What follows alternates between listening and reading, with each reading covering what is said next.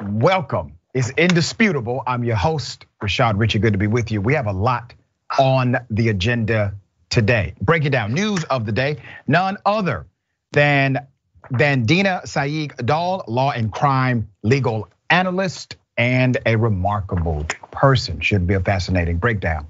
Top story of the day. Donald Trump, former president of the United States, has said the unthinkable. Well, he thought the unthinkable. I don't know. He can declassify by just thinking something is declassified.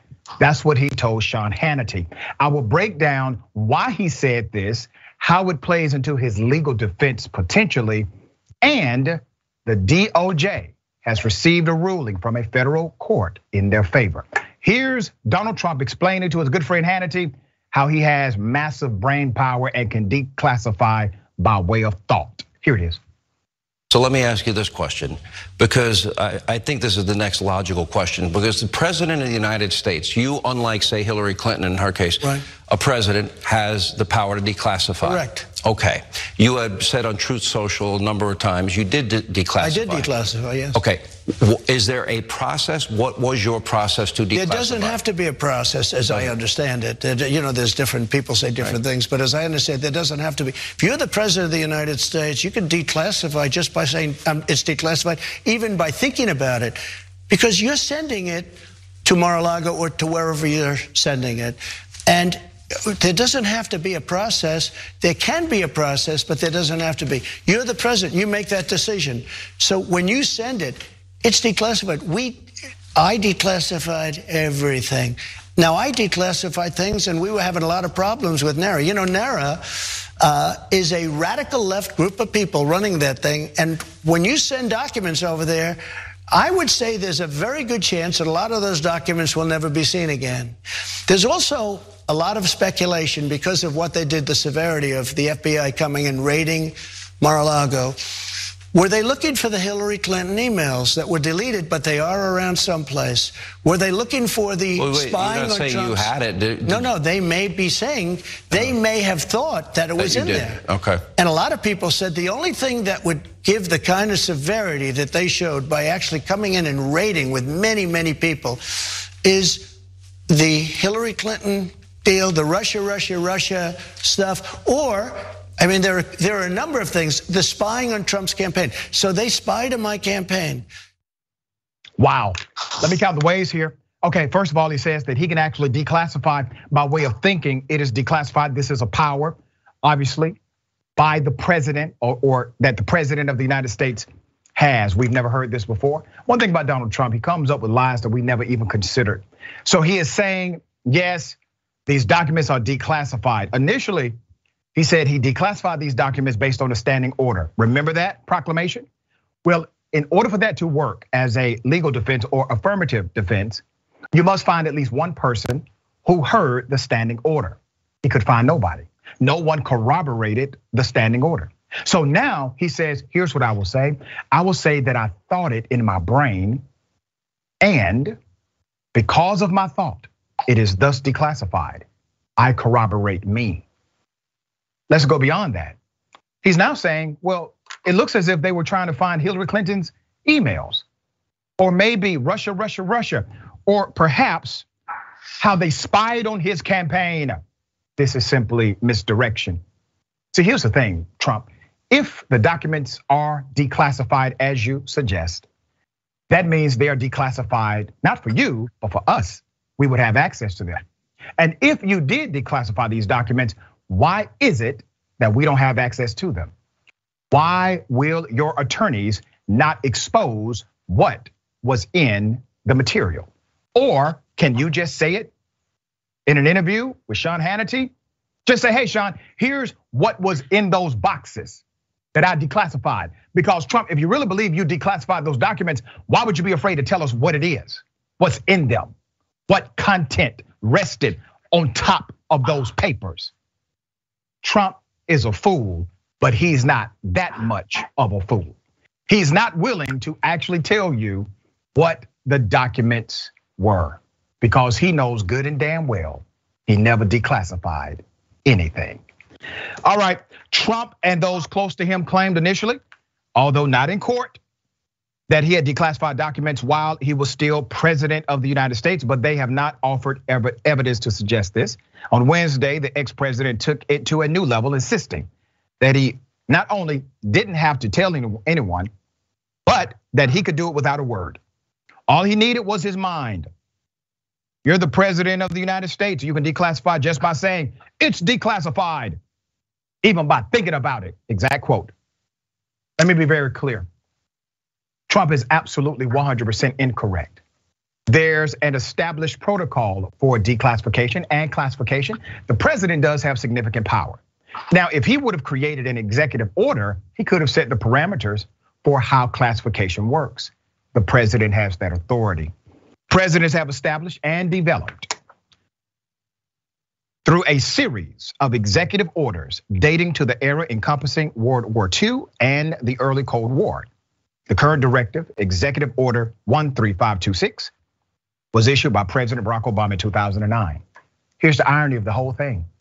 The executive order issued by former President Barack Obama in 2009 sets parameters that must be respected by the President of the United States by way of law, by way of statute, by way of executive action.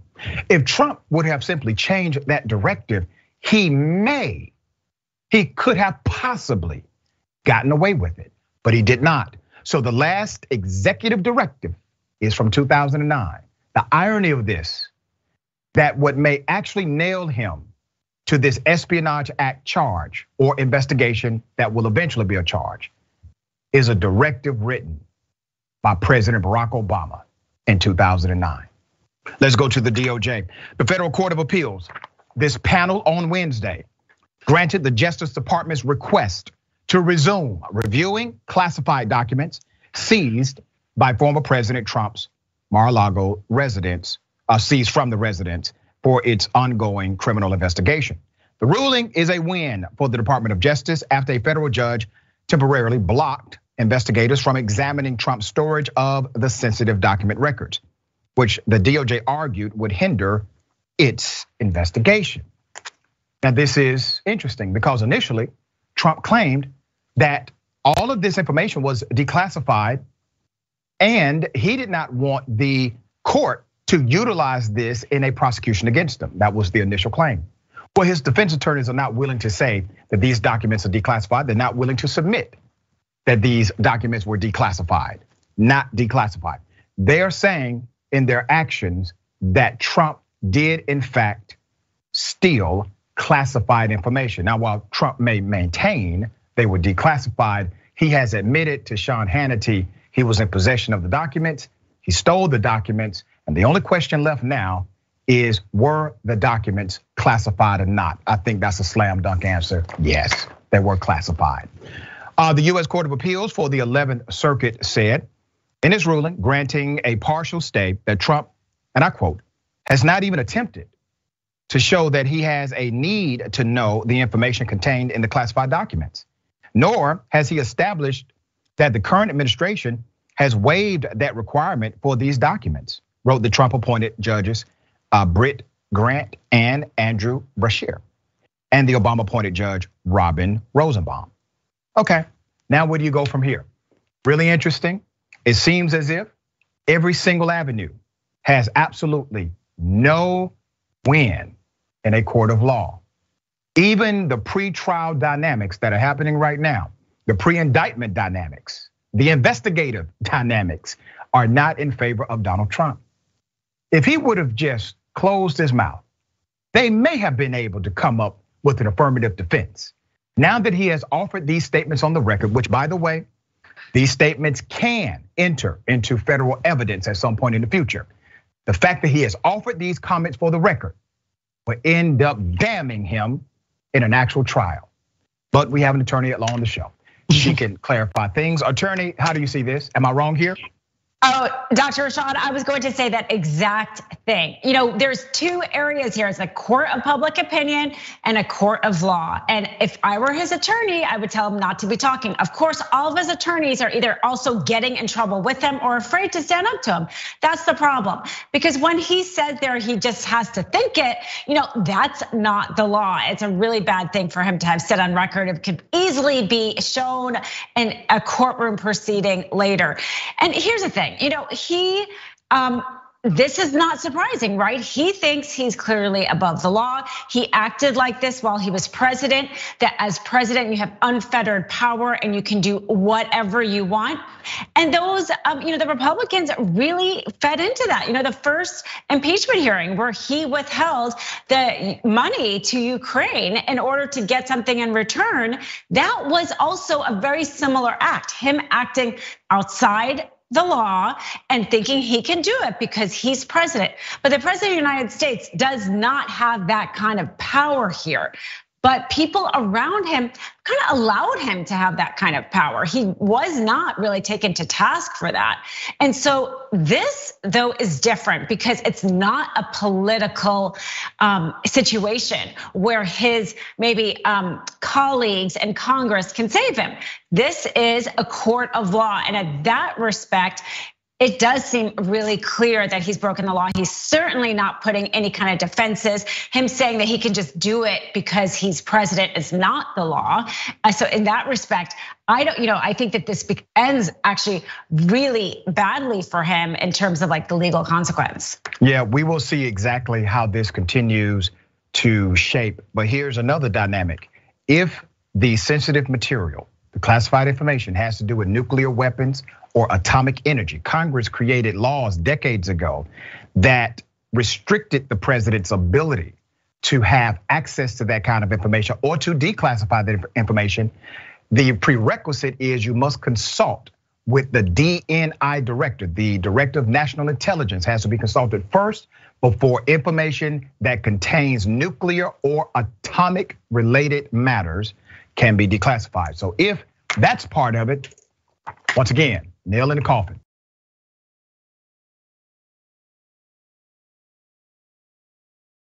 All right, interesting saga, okay? Tennessee cop does this to a child. We now learn that this same cop is under multiple lawsuits. Here it is.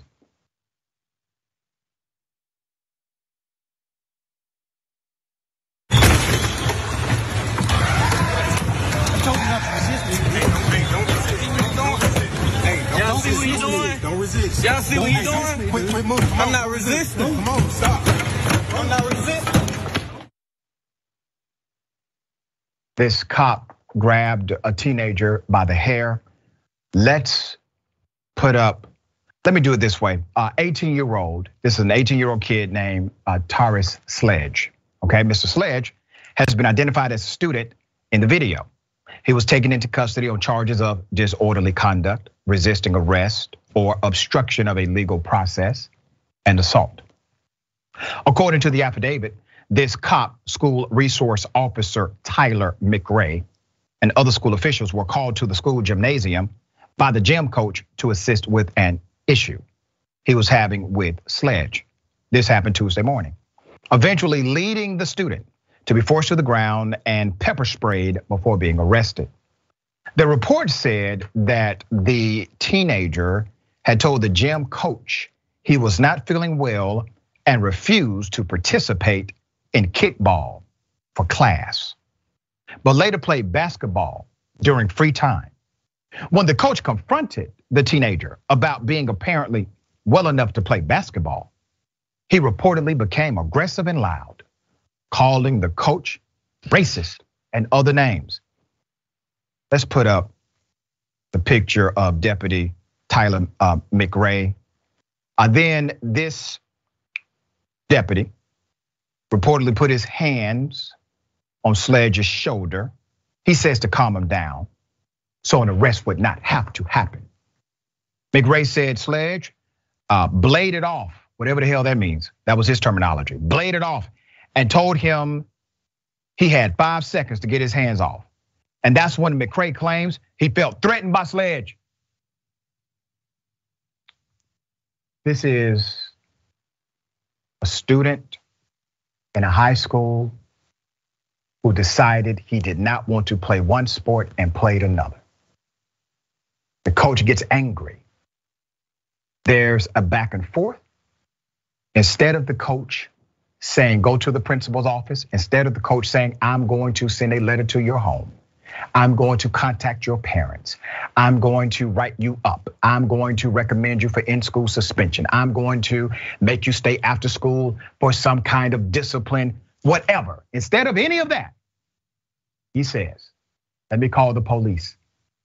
Let me call a gun to handle this. Let me call a cop to deal with you.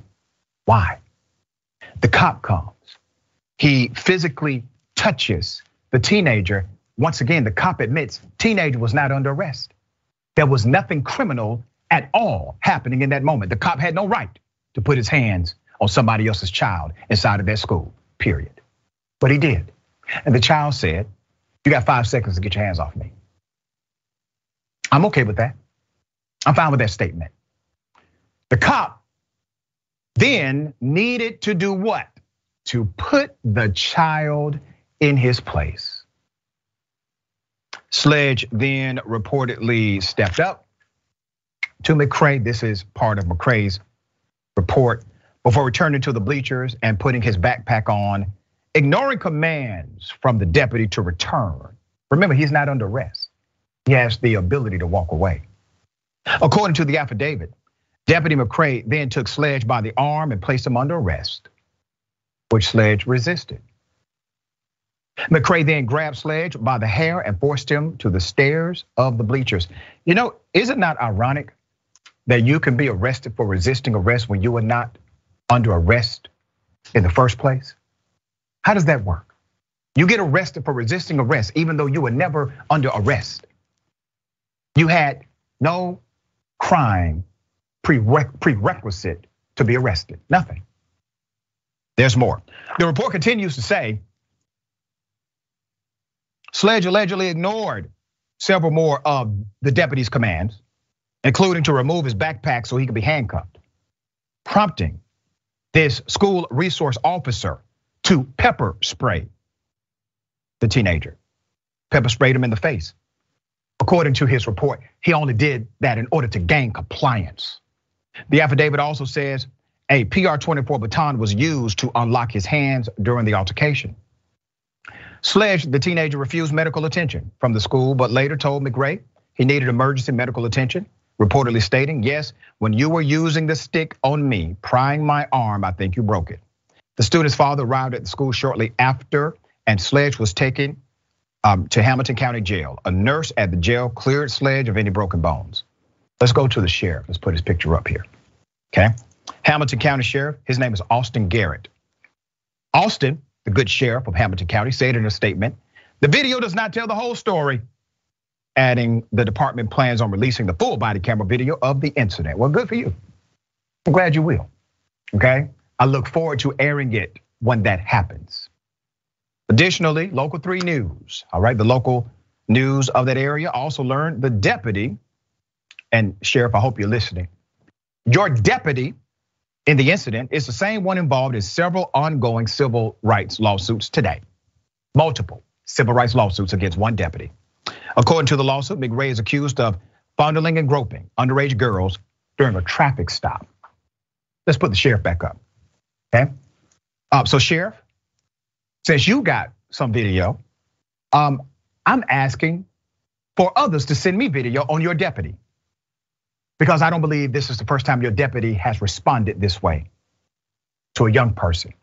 Now, why in the hell do you have a deputy who's a certified school resource officer currently under investigation for molesting a child? Why is that, Sheriff? Currently under investigation for fondling underage girls during a traffic stop, currently has a civil investigation, a civil lawsuit right now for fondling underage girls working inside of a school building. It seems to me, Sheriff, you and your deputy McCray You all have more to answer than this 18-year-old kid who was having a bad day.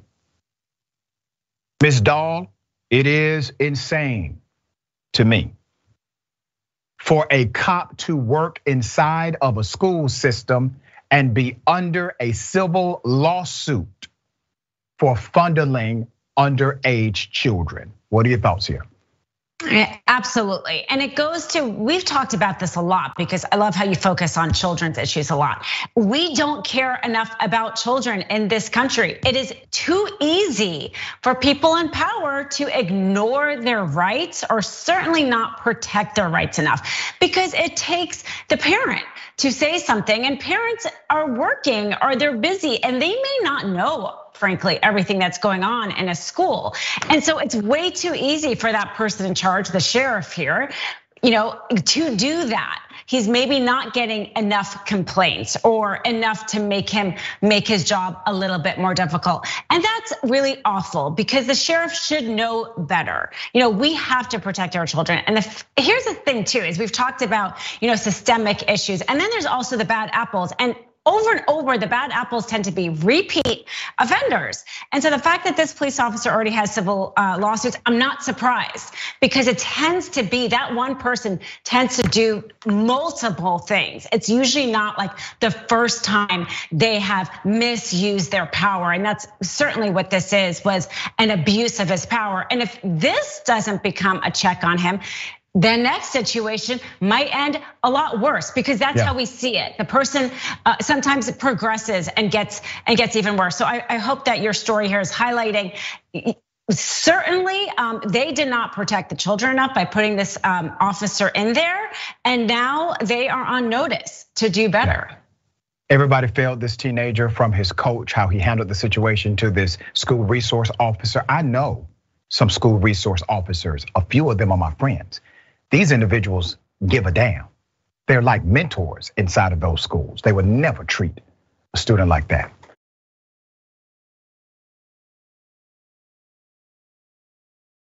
All right, so you see that story of that student, right? Here's another one.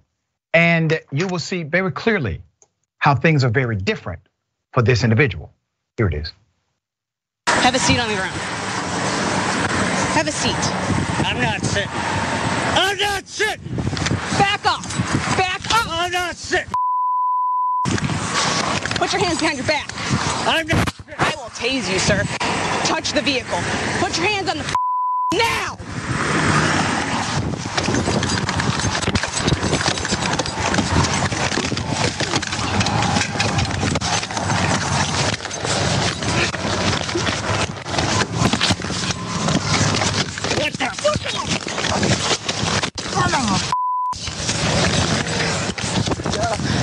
Radio, send me units.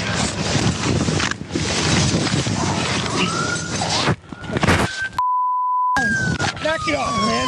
Knock it off now. Get your cuffs. Get your cuffs. Get your cuffs. Shut up. Shut up. You don't do that to a woman. Do you understand me? Pop or not, you don't do that to a woman. Interesting. I'm not saying he should be dead. I am saying, however, that Freddie Gray should be alive. George Floyd should be alive. Let's put up his picture. He did not die. He was not shot. They did not attempt to kill him for fighting the police. As a matter of fact, she did not even say, I'm going to shoot you. She did not even pull out her gun. Threatened to tase him at one point, but that's it. Driver has been identified as 64-year-old David Cowbeck. This was a recently released dash cam footage. Shows moments leading up to an altercation between a female police officer and David Cowbeck. He was booked at the Willoughby Police Department and transferred to the Lake County Jail. Recordings from the police officer, Stacy Wright, that's her name, show her approaching him and the vehicle after she pulled him over for speeding. Wright can be heard telling Cowbeck she clocked him at 57 in a 35, okay? You saw the video. Now, I'm always encouraging the preservation of life. It's a good thing.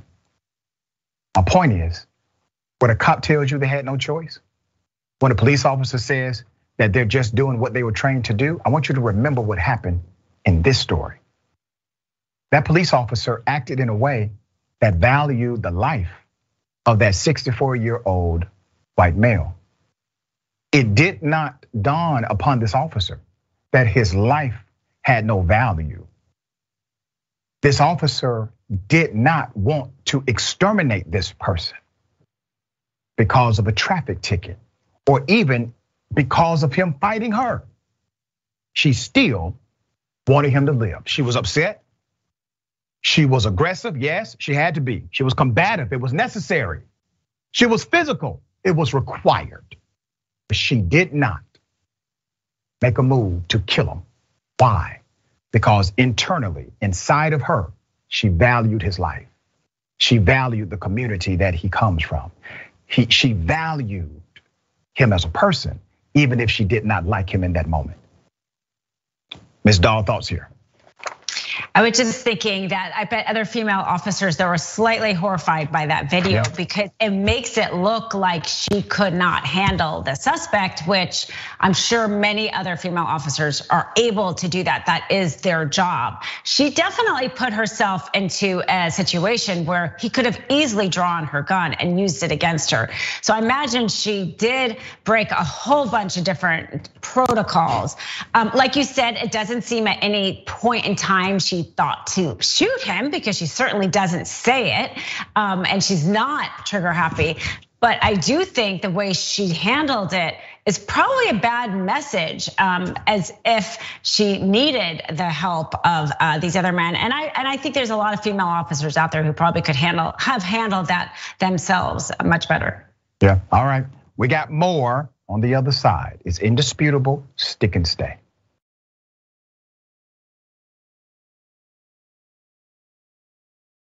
Welcome back. We have a lot of show left. Let me read some of these amazing comments. Before I do that, don't forget Ray Actions with Ray Bonner. That will be next. All right, 4 p.m. Eastern time, 1 p.m. Pacific time. Twitch.tv/TYT. Amazing show.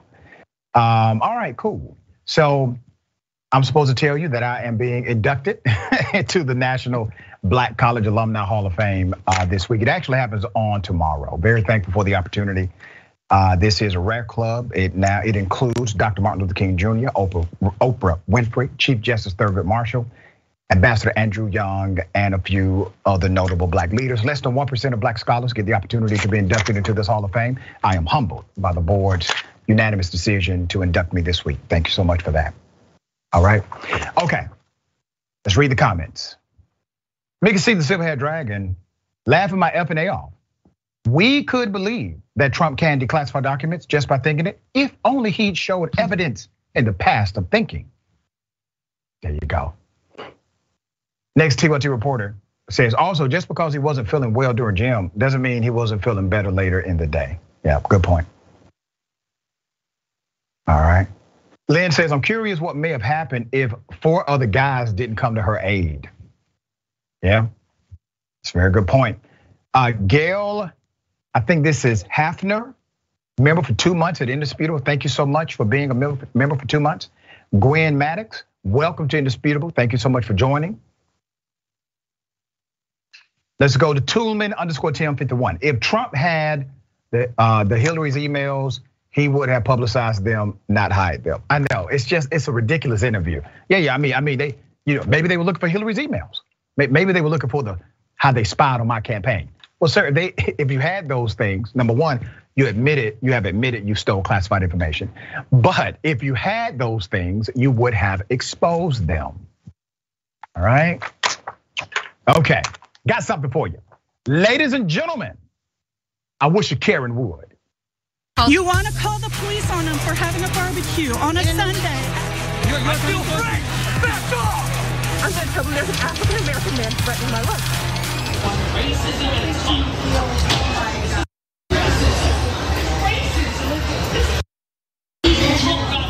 Invaded by Mar-a-Lago, and now you're doing this.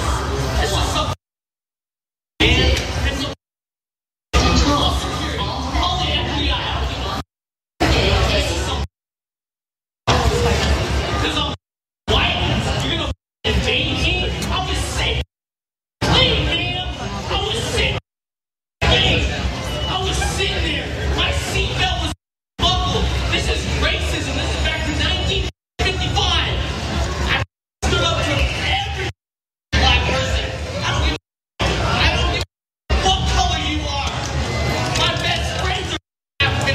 This is man.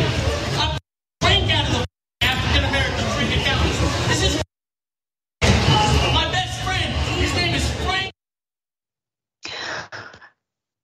Karen, you're not you when you're hungry.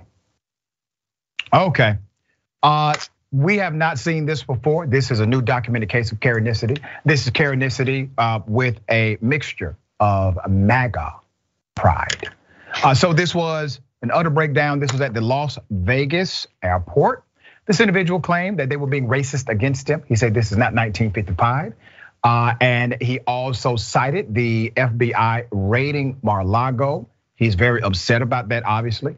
Feels as if this somehow connects to what he's experiencing at the Las Vegas airport. And he wanted to let us know that he has a friend who happens to be African American, okay? Now, if those things do not get him out of trouble at this airport, I don't know what will. Karenicity runs deep. Ms. Dahl, thoughts here? I love this story because it was such a good laugh. We have so many serious topics here and he's making such a fool out of himself. I'm like, it was hilarious.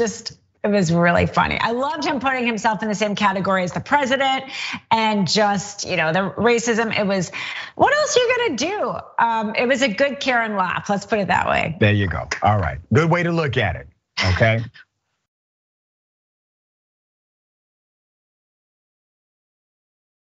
All right, one of those ridiculous stories that is true but kind of unbelievable. Imagine if you're in your work truck and people come up to you telling you that you stole it. It's theirs, doesn't belong to you. You try to provide evidence, proof. No, this is really my truck. And they don't believe you. Let's do this. Let's put up the picture of the young lady. This is Nicole Arlette Hirsch, a Harvard-trained sociologist and an anti-racism expert. Well, damn, they picked the right one, didn't they? Says her family is considering legal options after her husband was detained and wrongfully accused of stealing his own truck. The husband is still reeling from the ordeal, is trying to remain private. Nicole is speaking out in hopes to prevent similar situations. Let's put up a picture of the truck. It is clearly a work truck. It is a 1995 white Ford pickup truck that he uses for his landscaping business. Now, who in the hell is going to steal somebody's truck and then do that to it, okay? In the same community. Let me give you the background. He was actually parked, okay? The truck was parked about a mile away from their home when a man and a woman approached the Ford and started looking around and touching the items on the truck's bed. The driver rolled down his window and asked if he could help them with something, Hirsch said. That's when the couple told the man about their stolen truck. And he said, well, this is my truck. Sorry, I can't help you. And they continued to touch his truck. He told them, I need you to back up off my property and stop touching it, she continued. Hirsch said the couple went back to their car. Her husband tried to show them a photo of him in the truck 4 years ago, but they ignored him and refused to put their windows down. About 10 minutes later, Hirsch said he thought they had driven away, but at least 2 police vehicles pulled up behind his truck. Now, so far, these individuals are the only ones that committed any semblance of a crime here. I mean, they are touching his property.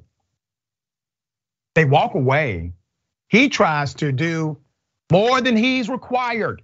He finds a picture of him and that same truck years ago, tries to present it to this couple. That wasn't enough. Cops were called, they came. At that point, when the cops came, he wanted to just go up to the police officers and just clear the issue quickly, got out of the car with his keys and his phone. But before he could explain, the husband reportedly had the yellow of a taser pointed at him, and he was ordered to put his hands behind his back. They immediately put him into handcuffs. They did not ask him questions. They did not ascertain the situation. They did not even have a credible complaint. They put him in handcuffs before even asking for his license or registration or anything like that, Hirsch said. He estimates he was handcuffed for about 15 minutes before the officers asked if the vehicle was registered or for the registration of the vehicle. Even after they realized the vehicle identification numbers did not match, they refused to let him go, she added. Now she's talking about they did not match the stolen vehicle, okay? So they have the registration number of the stolen vehicle. They then run it against the vehicle that the man owns. They realize, okay, this is not a match. At this point, officers, you should apologize, let him go. Maybe you get a complaint to your supervisor, right? The Oakland Police Department confirmed that the incident happened around 11:30 a.m. last Tuesday. Officials said they got a call from someone who said they believed they had located their stolen truck and the vehicle on the scene matched the description. Hirsch said this is not the first time she and her husband, who are Bay Area natives, have experienced or seen racial profiling firsthand. Her husband was enraged during the incident, but kept his composure so it would not escalate. Now he is very subdued, she said, and hasn't wanted to relive it. Let's put up a picture of the chief of the Oakland Police Department. His name is Lerone Armstrong. Chief Armstrong is the guy in charge. Buck stops with him. The couple is deciding on whether to file a complaint with the department or through the Community Police Review Agency. Meanwhile, Hirsch also has been in touch with the Oakland Police Commission, which is investigating the matter. And I hope you all are in touch with a good civil rights attorney, okay? I hope that's part of the plan too. Once again, black male in a truck, people call, oh, it's stolen. Police arrive. He's done nothing illegal. He's trying to be courteous. He wants to clear things up. He gets arrested immediately. Why would the cop simply not ask a question? Sir, we got to report that this truck is stolen. I would, if I were a cop, and believe me, I don't want to be, but if I were a cop, first thing I would do is say, sir, can you please provide me with your registration and license so we can clear this up? I would say, obviously you didn't steal it because it took us a while to get here. And if you stole it, you would have left. So let me just go ahead and clear this up. You're not the guy, registration doesn't match. We apologize to the person who called in, they're dumbasses, continue with your life. That's it. That didn't happen. All right, Ms. Dahl, as an attorney at law, what do you see here?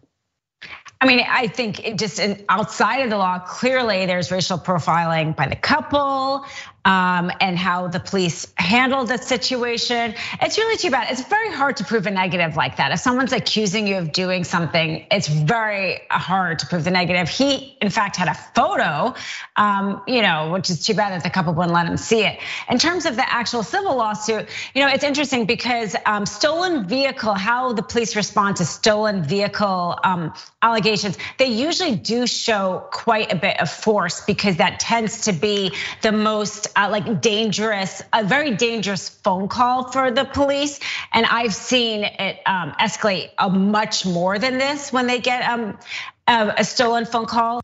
But still, as you say, the question for the lawsuit would be what did they do? How long were they in handcuffs after they saw that the vehicle registration didn't match? Like you said, they should have immediately apologized and let him go. And if they didn't, at that point, it's basically an unlawful detainer from any moment past that. And that's what I would focus on, like if I were their attorney or an attorney in their case. I think that's a great observation. You're saying after they exhausted their investigation, basically it was proven clearly this truck was not stolen. Now you start the countdown. How long did it take them to release the individual who never should have been arrested in the first place or in handcuffs? All right, we got more on the other side. It's indisputable. Stick and stay.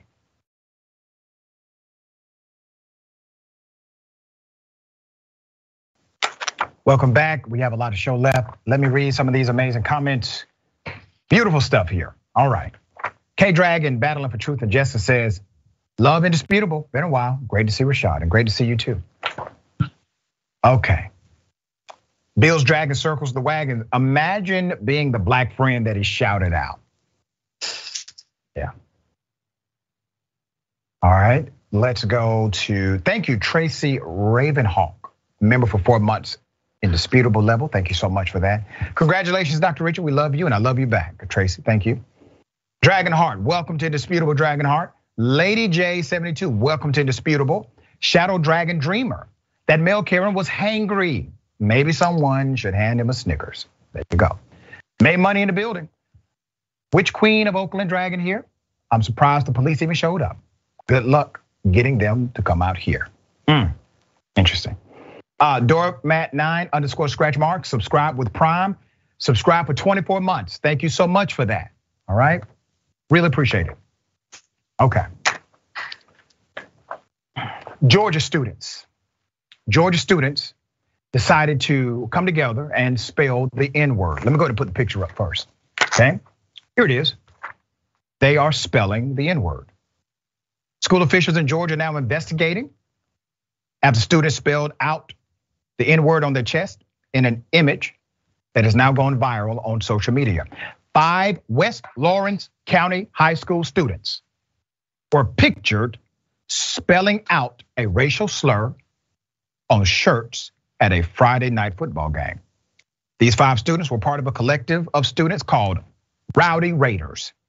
They got together to spell out the phrase #digging for royal gold, all right? Apparently, these 5 boys were also making additional racist remarks to other black students at the game. This is Terrence James, whose son goes to the school and knew the boys in the photo. He said, "Daddy, they asked me to hold a shovel, and one of them called me the N-word. I was like, what?"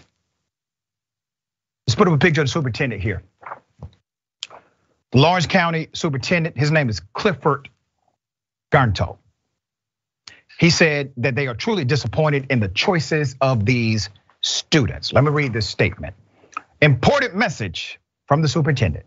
It says, our Lawrence County School Administration is fully aware of the derogatory photos circulating on social media outlets. We do not support nor condone any offensive actions of this nature. We are truly disappointed in the choices of these students. The environment and teaching at West Lawrence High School fosters love and respect among our students for each other. What is observed in this picture is completely misaligned with the values of our school and community. Rest assured, the incident is being investigated. We have to be responsible for our actions, and every action has consequences. Let me remind you, Superintendent, what you saw those students do, they are not contrary to the values of that particular institution. They are aligned with the values of that institution. And until you realize that they are simply an expression of the values they have, until you realize that they are connected to the community you call loving, until you realize that, you will always try to make an excuse and to other them. The reality is they are you are them. There's no disconnect here. You got some work to do, Superintendent, in your own backyard. I don't care what your press release says. They are an expression of the values of that institution. Maybe not the best expression. I'm sure there are others, but they are definitely part of the expressed attitude in that school. There's more. In the Lawrence County School District 2021, Code of Conduct. There is no guidance for racial slurs. There is a mention of racial harassment used in verbal or discriminatory form. It says these actions are strictly forbidden. Also in the handbook, students can be disciplined for the use of profanity on school grounds at the discretion of the administration. A student can face up to 3 days in school suspension and a behavioral contract. However, the superintendent did not describe any discipline that would take place due to the actions, the racist actions of these students. And here's another thing, Superintendent. Let me remind you of what this actually is, because it seems as if you guys in education, K through 12, lose focus on the reality of what this does. This is called bullying. This is bullying. You should have an anti-bullying policy at your school. That anti-bullying policy has a guideline for reform behavior. That anti-bullying policy will also have a guideline for severity of punishment. What will be tolerated, what will not. This is not separate from bullying, this is bullying, okay? How about attacking it from that perspective? Ms. Dahl, thoughts here? Absolutely. I mean, the fact is this happened on the school grounds, right? Although it was outside the day, it was on a football game. So they can clearly exercise their authority. And that statement, I agree, didn't have enough action words. It did say there was gonna be some sort of investigation, disciplinary matter. Clearly their code of conduct isn't explicit enough. It doesn't say, what does forbidden mean, right? It doesn't lay out any kind of what the consequence is. So that gives it a little bit maybe too much discretion for whatever particular principal or whatever investigates it. But also I think that, like you said, the broader conversation, because not only did they do this, but they did this in a way that they knew the whole school was watching them. Kids don't do something if they think they're going to be ridiculed. They thought they were going to get support from the rest of their classmates. Otherwise, they wouldn't have done that. So why do these students think they're going to get support for this racial slur? There's obviously a larger problem, and it's not just these kids. And that superintendent doesn't at all address that issue. Very well said. This next story damn near brought tears to my eyes. A cop stopped another cop from brutalizing a human being. Finally, it has happened. We have it on video. Here it is. You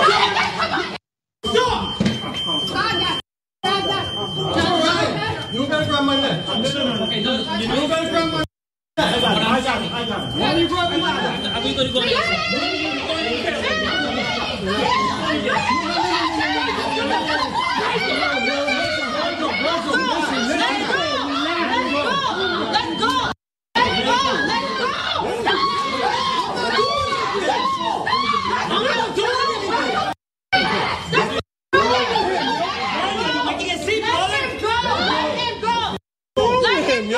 Let it go. You saw that. You gotta get to the building. No, he won't get to the building. You gotta grab him. You saw that. Yes, everybody saw that. Yes, because you. And they saw the camera. Saw a camera.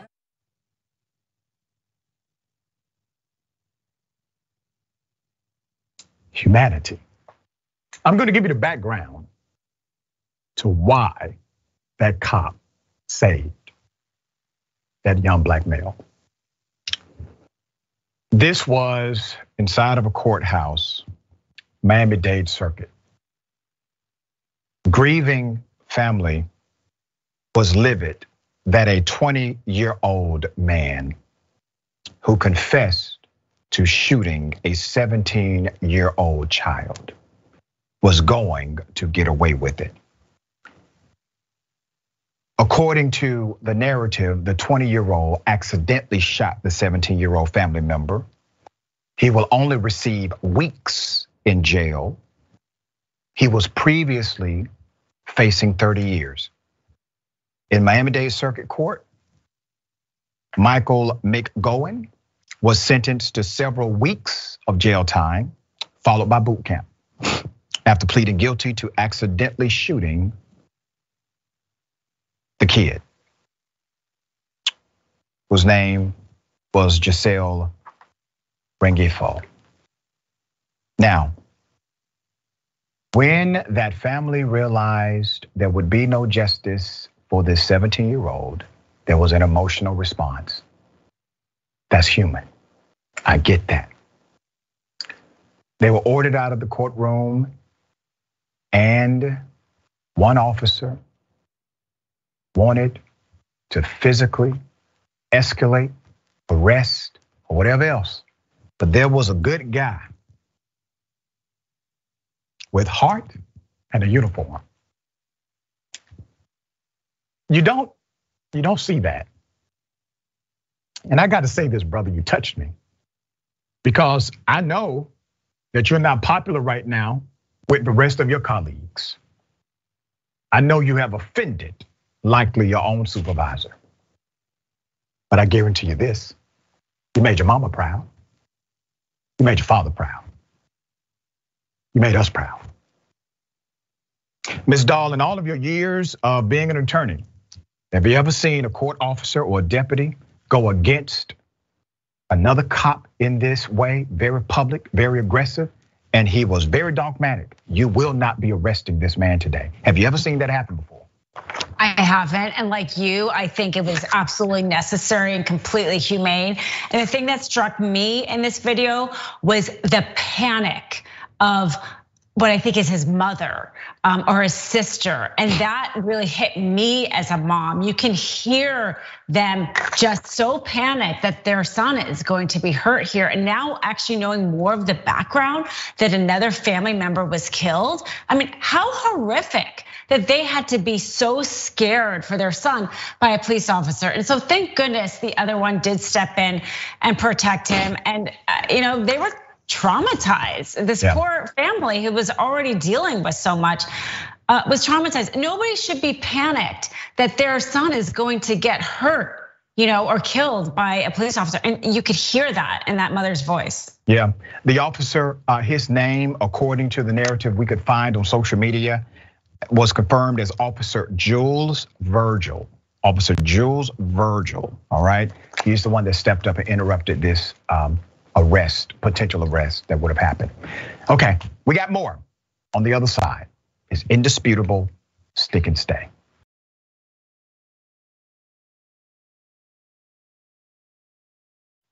Welcome back. We got a lot of show left. Let me read some of these amazing comments.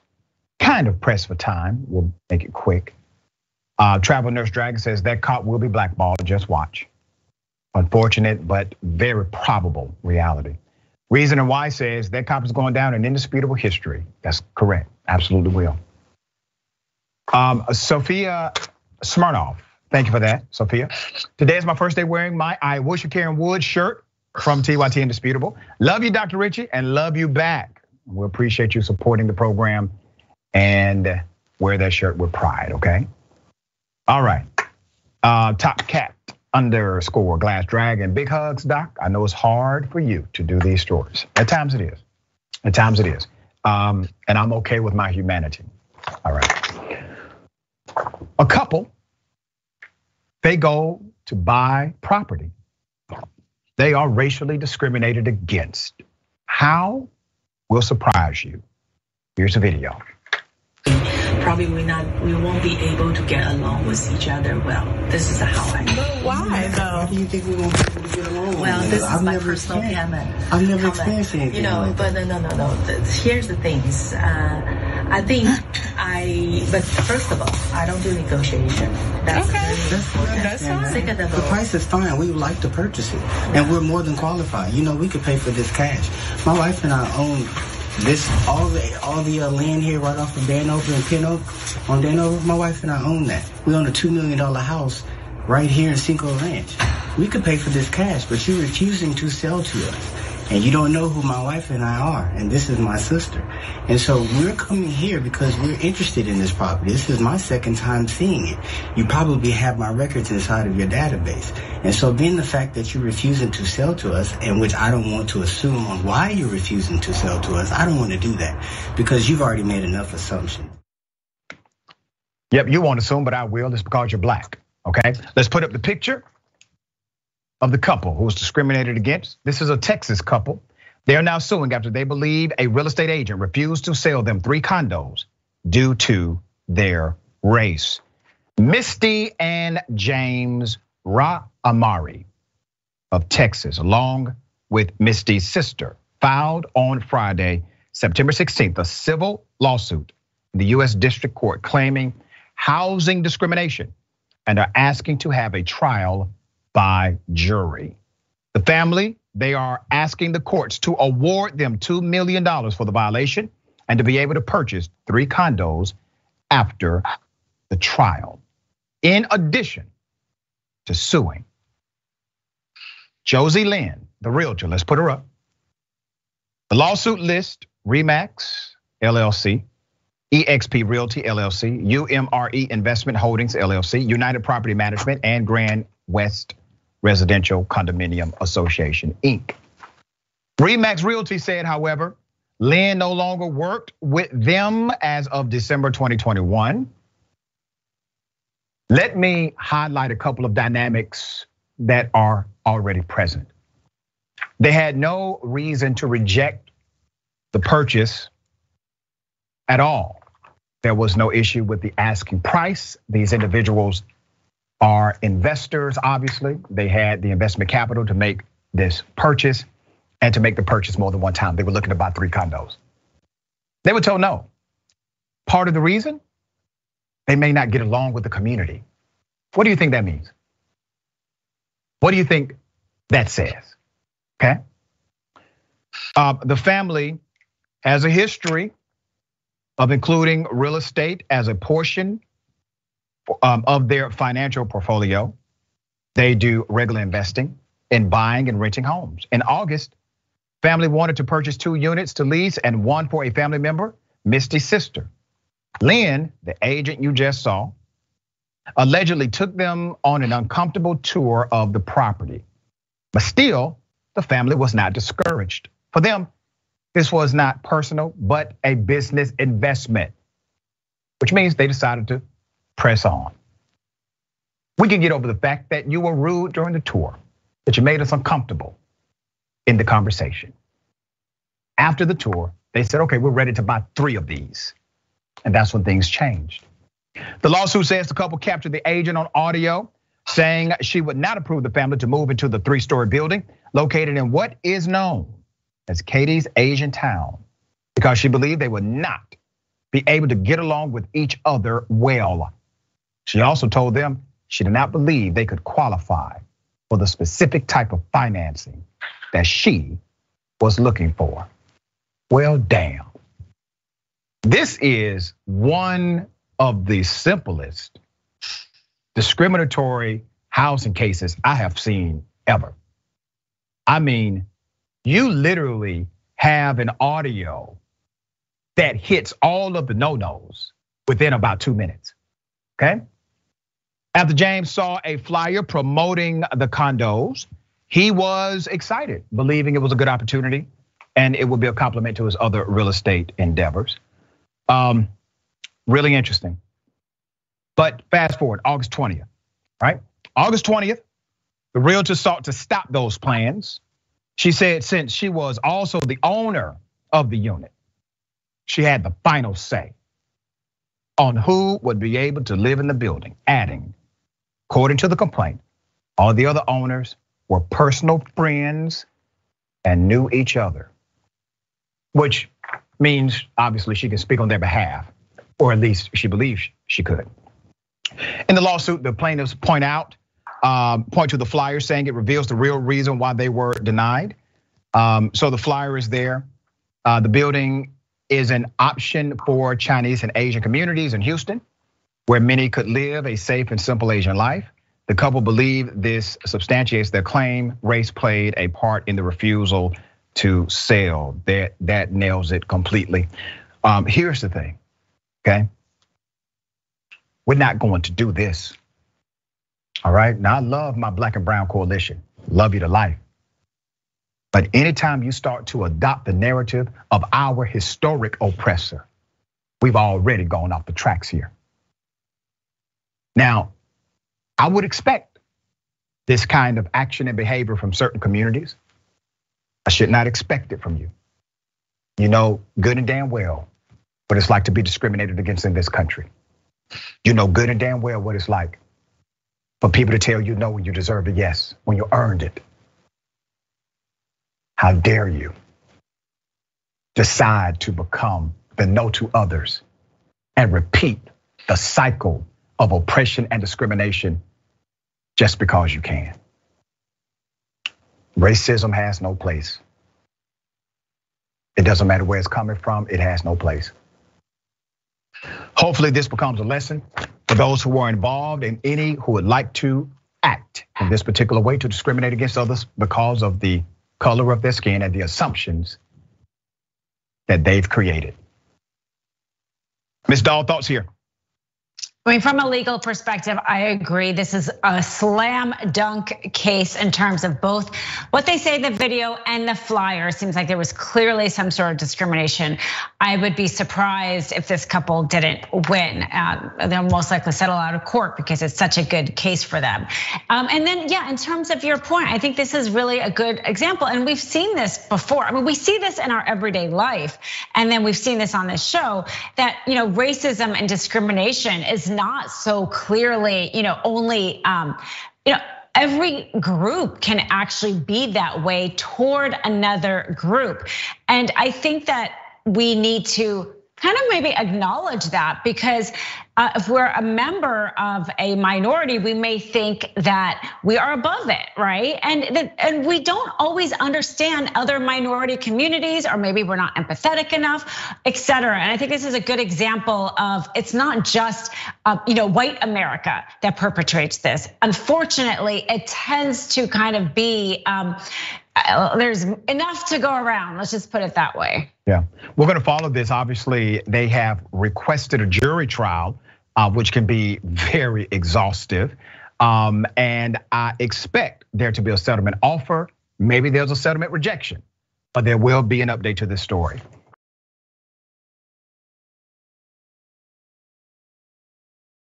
Okay, remember Central Park Karen? Central Park Karen lied on a black male, basically wanted him to be arrested for doing absolutely nothing wrong. But she got fired from a job because of what she did. She then sued her job. Well, the court has just ruled her lawsuit is a big nothing burger. Let me remind you of the original incident that made her famous. Here it is. Sir, I'm asking you to stop. Please don't come close to me. Sir, I'm asking you to stop recording me. Please don't come close to me. Please take your phone off. Please don't come close to me. And I'm taking a picture and calling the cops. Please call the cops. Please call the cops. I'm gonna tell them there's an African-American man threatening my life. Please tell them whatever you like. There is an African-American man. I am in Central Park. He is recording me and threatening myself and my dog. I'm being threatened by a man in the ramble. Please send the cops immediately. The black man she called the police on could have died that day. That kind of emotionalism in her voice, white woman in distress, she weaponized her whiteness in an intentional way in order to have harm come to him. Everything she said was a lie, everything. And if he had not been recording, there would still be a debate about what happened to her today. Put up a picture, she now has another L on her record. Amy Cooper, the white woman dubbed Central Park Karen, after accusing a black bird watcher of threatening her in 2020, lost a lawsuit against her former employer, claiming she was illegally fired and portrayed as a racist.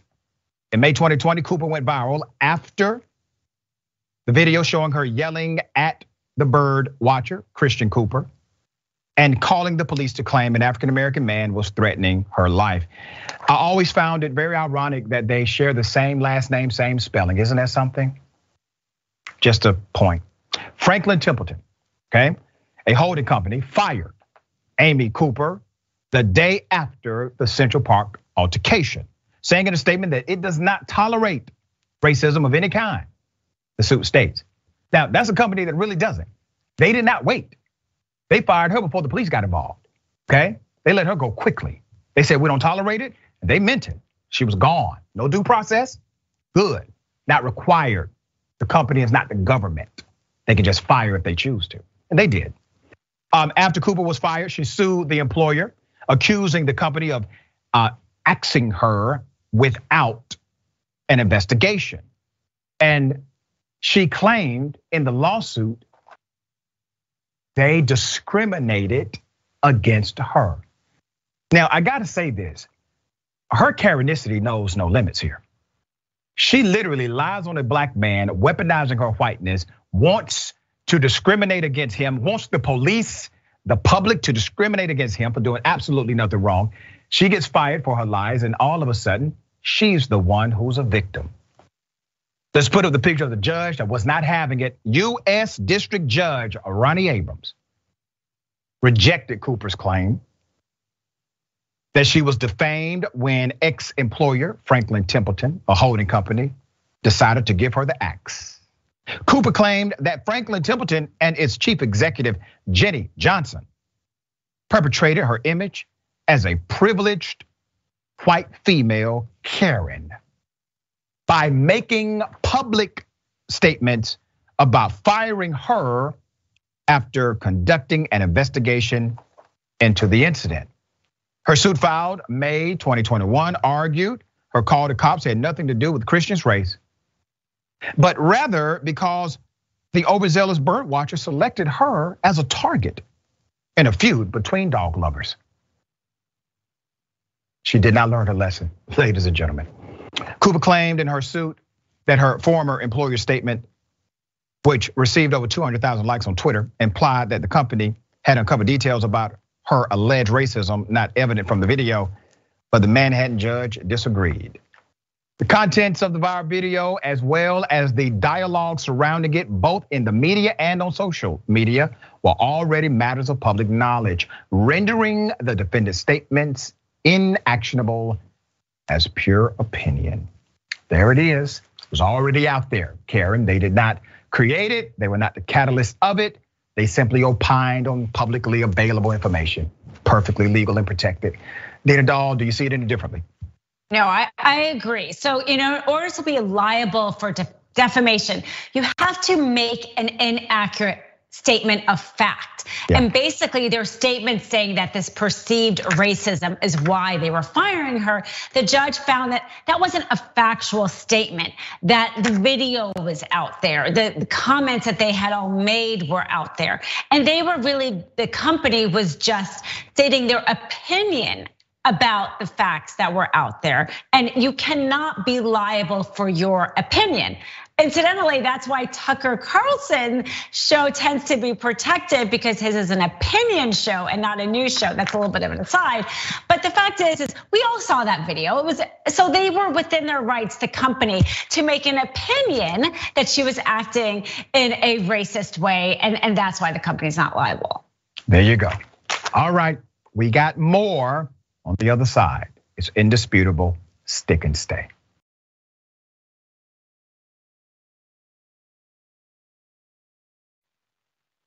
Welcome back. All right, I can't stand bullies.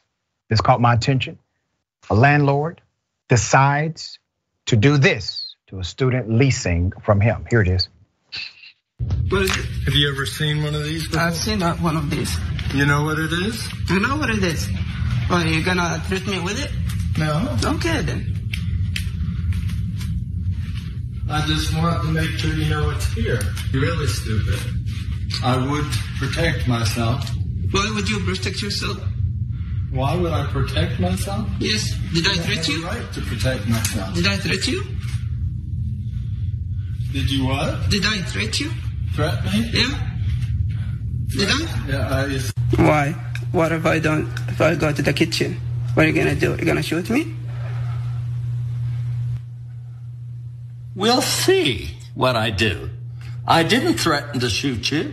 But you said if you go to the kitchen and you have the gun with you, what are you gonna do? If I have the gun with me, maybe you should figure it out. So you think you're so smart? So you're gonna shoot me? You figure out what I'm going to do. What are you gonna do? You gonna shoot me? I didn't say that. I said figure it out. Figure it out. Okay, I'll figure it out. So go to the kitchen. What? I will still go to the kitchen. Let's put the picture up full mass of this landlord, who is obviously a villain and Gargamel. The man is unknown. We do not have all of his information.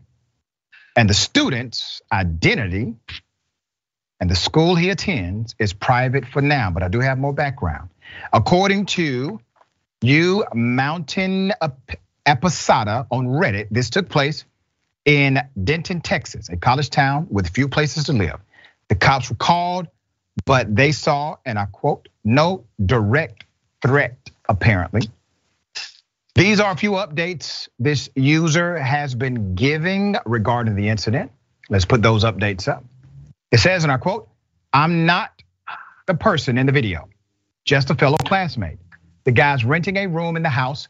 He was trying to move and the landlord was threatening him with a gun so that he wouldn't have to return deposit. The student, this is the next one. The student is out of the house. Police have done nothing. School is involved. Lawyer soon. Local news, no response." And then the next one, apparently there is a longer full video, but they're waiting to get it from the student involved. It says, "I'm working to get the full thing," talking about the video. "The student told me he had multiple videos of racist comments being made towards him and a full version of this video." Listen, I want to tell you that I heard your cry here. I heard your plea for somebody to get involved and to report the facts as they happen to you. Now, the local news may not have picked this up, but I decided to pick it up. I'm encouraging you to contact me, contact us, so that we can get the rest of the story and be an advocate for you. If you experience this kind of racism in a systematic way, which I believe you did, let us know so we can expose it. All right, developing story. Dina, thoughts? Yeah, if he wasn't planning on moving, I would have said get out. I've covered enough criminal cases, and you never know how someone's gonna respond. It's not even almost worth having a conversation with the person. And then definitely, I mean, here you are the best Yelp situation, but get out and do whatever kind of Yelp reviews you can, and then go to the school because he is a student. I'm sure there is some sort of liaison for something like this. But if you ever feel like you're unsafe, I think the person should always leave and then deal with your rights afterwards, because too many times this sometimes can really end poorly. Yeah, and I've seen situations like this before where a person will pull out a gun, make a veiled threat, slight threat, say things like this guy said, right? "What you think I'm going to do?" And I've seen them get arrested. I've seen them get charged with things like felony menacing, right? That did not happen here, according to the student or according to the student's friend. This did not happen. When the police came, they decided there was nothing that could result in an arrest. Have you seen a person do something like this before, where they pulled out a gun, they were making these kinds of slight threats, but they did get arrested because menacing can be an actionable charge? Have you seen that before? I think so, and maybe one here, it's his own home. Yeah. That could have played into this, and it's Texas, and they love their guns, and that depends a lot too. I think you concluded it right there when you said it's Texas. All right, Ms. Dahl, always a pleasure having you on the program. Tell people how they can follow you, check out your great work. They can follow me. I'm on social handles, Ask Dina Dahl, Twitter, TikTok, Instagram. All right, there it is. Reactions next. Remember, take care of yourself, take care of each other, take care of the planet. Remember, the truth is always indisputable.